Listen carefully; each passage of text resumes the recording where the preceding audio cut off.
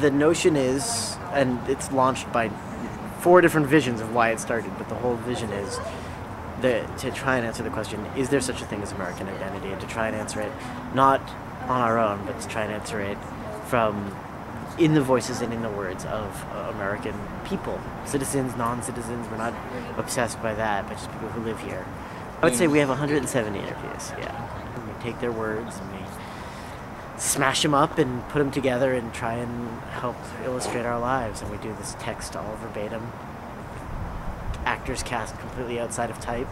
So black plays white and man plays woman and all the young plays old and all that. And how long did the rehearsal process take?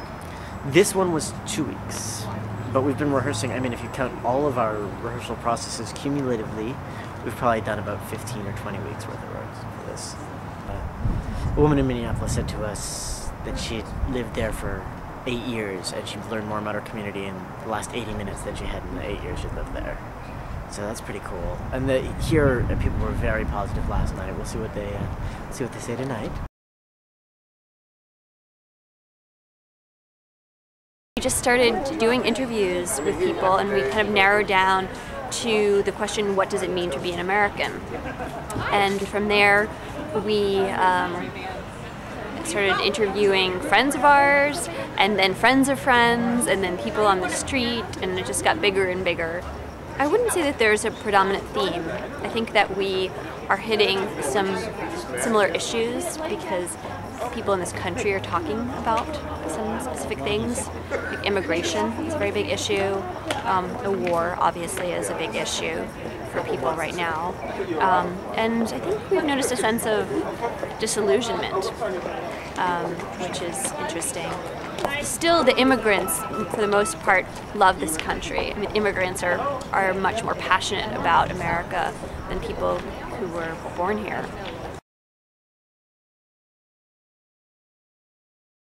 But what I like to do is get to know them as people, ask them what their jobs are, just get their personal stories. And that always leads to how they feel about what it means to be an American.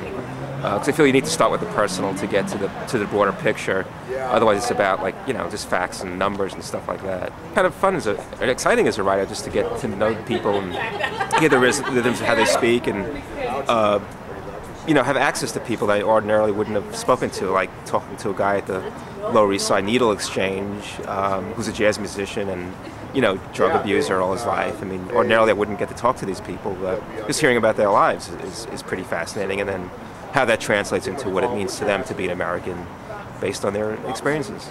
It's 2 things. What's the interview process, which is really editing while you're talking to them, getting information out of people, but also staying on track to what we're trying to do about what it means to be an American.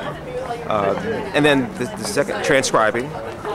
And then the last half is editing, and just trying to, if you have an hour interview, obviously we can only use a page of that at the most, and just trying to figure out what is really interesting for the play, what serves the play, and what we think our audiences will want to hear.